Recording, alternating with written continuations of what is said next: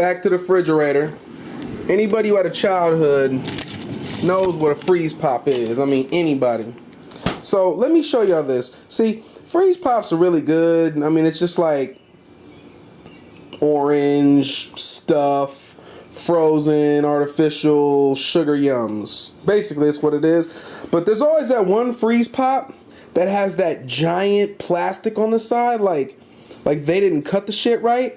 So every time that you like go to, you know, get some more of your slush out of your plastic, you get cut by this big ass piece on the side.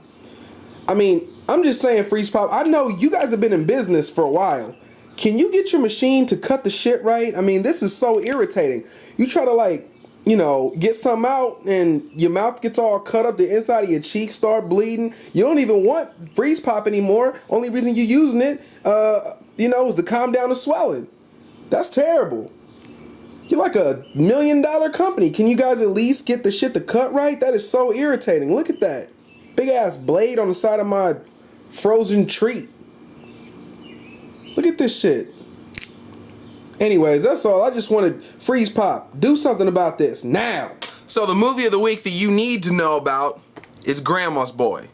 Has Nick Swartzen in it. This other guy named Alan Covert. A lot of them starred in like Adam Sandler movies, like as like extra kind of like helper actors, and then they made this awesome comedy. So Grandma's Boy is about a 35-year-old guy who ends up getting kicked out of his house and has to live with his grandma, and there's like all these crazy events that happen during, and it's hilarious. Like, most people, for some reason, haven't seen this movie, but everyone needs to. You're gonna love like just the quirky people in this movie. It's just great. So take the time to get this movie. Like, Walmart has it for like $5.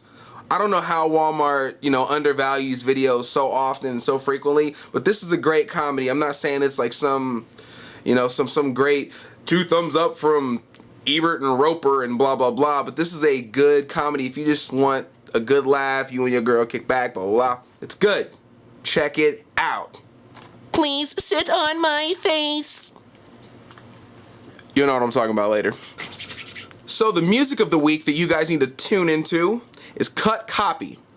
Cut Copy is an Australian band who has a feel like Men at Work. If any of you have ever heard of Men at Work, they made the song like I come from a land down under, you know, like everyone's heard that song, but they have the same kind of feel, but it's very, very vibe, very chill. They have this great track called Take Me Over.